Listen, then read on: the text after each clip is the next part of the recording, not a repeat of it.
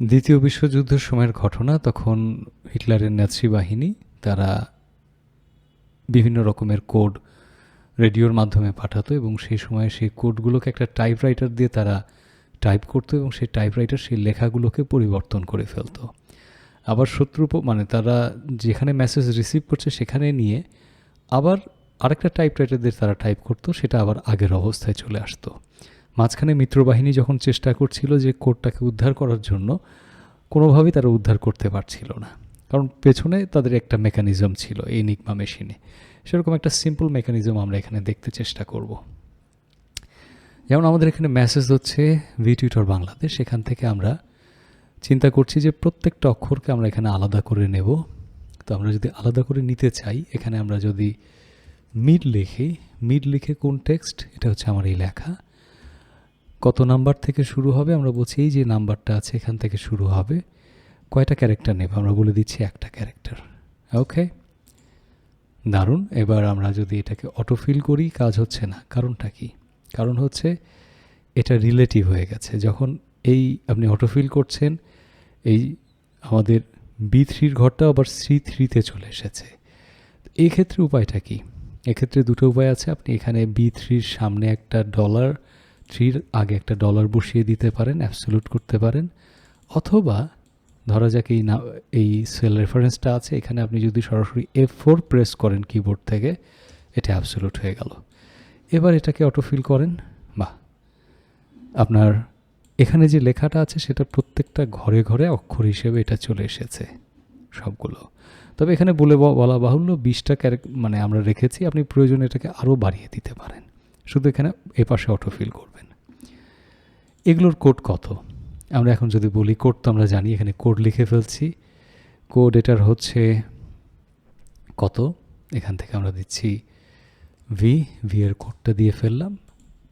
তাহলে উপরে যে ভি এই ঘরটা আছে সেই ঘরের কোডটা চলে আসলো। ভি এর কোড, টি এর কোড, এভাবে প্রত্যেকটা কোড আসছে। এ পর্যন্ত ঠিক আছে।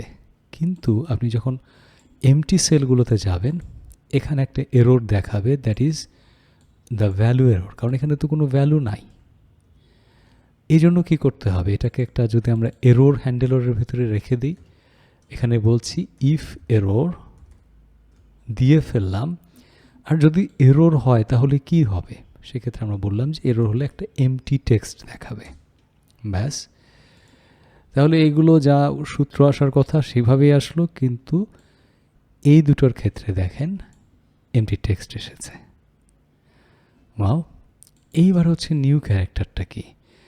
নিউ ক্যারেক্টার হচ্ছে যে এইটাকেই আমরা এখন যদি আবার 4, এর আগে কোড করেছি 4 দেই, এবং এখানে 4 দেবার পরে এটাকে আবার যদি এভাবে অটোফিল করি, আনডাউটেবলি যা ছিল সেটাই এখানে চলে আসছে।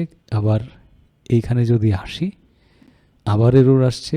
একই কথা এখানে আমরা বলে দিব ইফ এরর, ঠিক আছে? বলে আমরা এখানে যেটা করছি, যদি এরর হয় তাহলে এখানেও বলছি এখানে এমটি স্পেস দেখাবে, এবং এভাবে যদি নিয়ে আসি, এখানে আমাদের আর এররগুলো রইল না, আমাদের এক ধাপ কাজ হয়ে গেল। কিন্তু ভি থেকে নতুন টেক্সট যদি ভি আসে, তাহলে আপনার আর কারিশমা কোথায় থাকলো বা মেকানিজম কই থাকলো?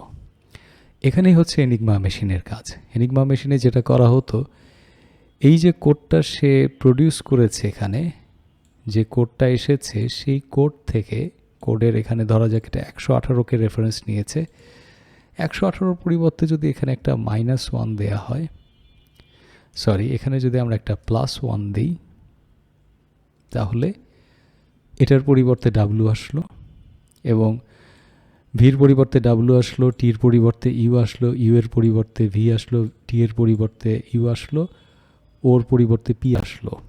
এইভাবে প্যাটার্নটা থাকলো। কিন্তু এটা কিন্তু অনেকেই বুঝে যাবে যে ডাব্লু আছে তার আগের ক্যারেক্টারটা কি, টি ইউ আছে তার আগের ক্যারেক্টারটা কি, সে উদ্ধার করে ফেলবে। কিন্তু আপনি যদি মেকানিজমটা এভাবে করেন, এটাতে যোগ হচ্ছে, এই ঘরে যোগ হচ্ছে, কিন্তু পাশে যে ঘর আছে সেখানে আপনি বলছেন এটা বিয়োগ করতে।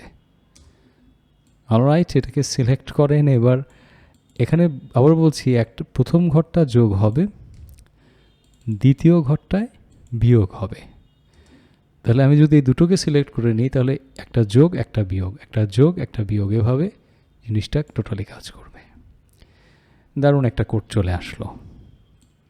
এই কোডটার মিল এখন পাঠাতে হবে, কি টেক্সট হবে। এখন যদি সমান চিহ্ন দিয়ে আমরা এখানে লিখি কনক্যাটিনেট, একসাথে একত্র করা, এই লেখাগুলোকে আমরা সবগুলোকে এখানে সিলেক্ট করলাম একবারে। এই রেঞ্জের ভিতরে যত লেখা থাকবে সব এখানে চলে আসবে। ব্যাস, আপনার লেখা চলে এসেছে।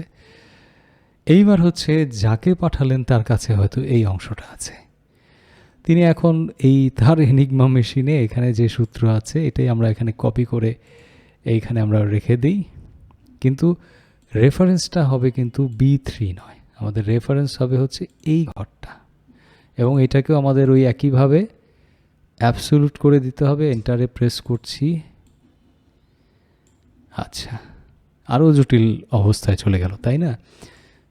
এখন এখানে খেয়াল করেন, এখানে আমরা যোগ করেছিলাম প্রথম ঘরে, এই ঘরে আমরা বিয়োগ করেছিলাম, তাই না? এবার উল্টো কাজ করতে হবে, এখানে বিয়োগ করতে হবে আর এখানে আমাদের যোগ করতে হবে। এইবার যদি এইটাকে অটোফিল করি, ভিটিউটর বাংলাদেশ আসলো। তারপর কি করব, আমাদের যে ইকুয়ালস দিয়ে যে সূত্র কনক্যাট, এইটাকে যদি এবার এখানে দিয়ে দিই, ব্যাস ভিটিউটর বাংলাদেশ আসলো। কাজে এখন সিস্টেমটা হলো, আপনি যাই লেখেন না কেন, এখানে যাই টাইপ করেন, সেটার একটা কোড এখানে তৈরি হবে, আবার সেটা যখন এই মেশিনে দেয়া হবে সেটা আবার এখানে ডিকোড হবে। তো এটাই সেই এনিগমা মেশিনের কাজ। ইচ্ছা করলে এই লজিকটাকে আপনি আরও পরিবর্তন করে ফেলতে পারেন, কোনো সমস্যা নেই।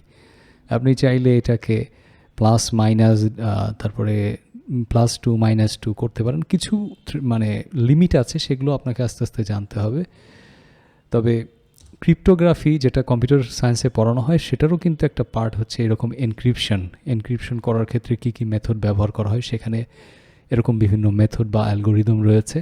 তো অত জটিল আলোচনার দিকে না যাই, এভাবে আপনারা কোনো একটা লেখা পাঠাতে চাচ্ছেন, যদি চান যে অন্যরা না বুঝতে পারে, মধ্যবর্তী যারা আছে, আর আপনাদের একটা মেশিন থাকলো যেটা দিয়ে শুধু আপনারাই বুঝতে পারবেন, সেক্ষেত্রে এটা ব্যবহার করতে পারবেন। ধন্যবাদ।